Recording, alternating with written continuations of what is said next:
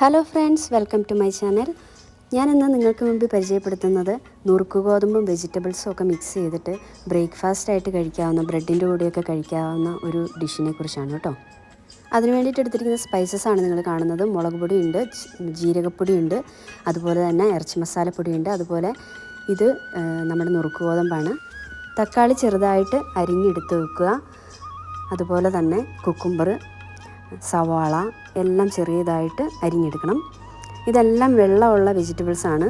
അതുകൊണ്ട് തന്നെ നമ്മുടെ നുറുക്ക് ഗോതമ്പിലേക്ക് പിന്നെ നമ്മൾ വെള്ളം ആഡ് ചെയ്യേണ്ട ആവശ്യങ്ങളൊന്നും വരുന്നില്ല. ഇത് പാഴ്സ്ലി ലീവ്സാണ്. അപ്പോൾ പാഴ്സ്ലി ലീവ്സൊക്കെ ഒത്തിരി ഹെൽത്തി ആയിട്ടുള്ള ലീഫാണെന്ന് നിങ്ങൾക്കറിയാമല്ലോ. അതുപോലെ തന്നെ നമ്മുടെ പുതിനയിലയുണ്ട്. പുതിനയിലയുടെ ടേസ്റ്റാണ് ഇതിൽ മുന്തി നിൽക്കുക. അപ്പോൾ ഇങ്ങനെ എല്ലാം കട്ട് ചെയ്ത് കൊടുക്കുക. ചെറിയതായിട്ട് നന്നായിട്ട് കട്ട് ചെയ്ത് കൊടുക്കണം.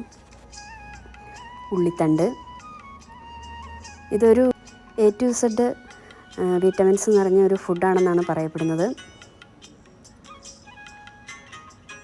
ഇനി ഇതിനകത്തേക്ക് നമുക്ക് ടൊമാറ്റോ പേസ്റ്റാണ് ചേർക്കേണ്ടത്. ഇത് നമ്മൾ നേരത്തെ ഉണ്ടാക്കി ഫ്രീസറിൽ എടുത്ത് വെച്ചിരുന്നതാണ്. ഇവിടെ തന്നെ ഉണ്ടാക്കിയതാണ് ടൊമാറ്റോ പേസ്റ്റ്. ടൊമാറ്റോ നന്നായിട്ട് അരച്ചതിന് ശേഷം തീയിൽ കുറുക്കി എടുത്ത് പിന്നെ തണുത്ത് കഴിയുമ്പോൾ ഫ്രീസറിൽ സൂക്ഷിച്ച് വെക്കുന്നതാണ്. ഇനി അതിലേക്ക് വേണ്ട മസാലപ്പൊടി ഇട്ട് കൊടുക്കുന്നുണ്ട്. ഇറച്ചി മസാല ആണ് ഇവരിട്ട് കൊടുക്കുന്നത്. അതുപോലെ കുറച്ച് ജീരകപ്പൊടി ഇടുന്നുണ്ട്, ഉപ്പ്, ലെമൺ സാൾട്ട്, അതുപോലെ തന്നെ നമ്മുടെ കുറച്ച് മുളക് പൊടിയും കൂടെ ചേർക്കുന്നുണ്ട്. ക്രഷ്ഡ് ചില്ലീസാണ്. ഇനി അതിലേക്ക് നമ്മുടെ നുറുക്ക് ഗോതമ്പാണ് ഇട്ട് കൊടുക്കുന്നത്. ഇതിനിവിടെ പറയുന്നത് ബരദി എന്നാണ് കേട്ടോ. നമ്മൾ വൃത്തിയാക്കി നുറുക്കി വെച്ചേക്കുന്ന നുറുക്ക് ഗോതമ്പാണ്. ഇനി അതിലേക്ക് ഉപ്പിട്ട് കൊടുക്കുന്നുണ്ട്. നുറുക്ക് ഗോതമ്പ് ഈ തക്കാളിയുടെയും കുക്കുംബറിൻ്റെയും ഒക്കെ വെള്ളത്തിൽ തന്നെ കുതിർന്ന് വരും. കടിക്കത്തൊന്നുമില്ല. നമ്മൾ വിചാരിക്കും പച്ചയ്ക്ക് കഴിക്കുമ്പോൾ കടിക്കത്തില്ലേന്ന് അല്ലേ. അപ്പോൾ അതങ്ങനെയൊന്നുമില്ല. നല്ല സോഫ്റ്റായിട്ട് വരും ഈ ഫുഡ്.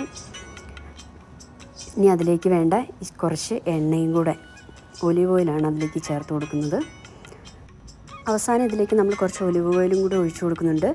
അപ്പം നമ്മളിത് ചൂട് കാലത്തൊക്കെ കഴിക്കാനായിട്ട് പറ്റിയ ബ്രേക്ക്ഫാസ്റ്റാണ് കേട്ടോ. അപ്പം എൻ്റെ വീഡിയോ ഇഷ്ടമായാൽ ലൈക്ക് ചെയ്യുക, ചാനൽ സബ്സ്ക്രൈബ് ചെയ്യുക. എല്ലാവർക്കും നല്ലൊരു ദിവസം ആശംസിക്കുന്നു. ടാറ്റാ.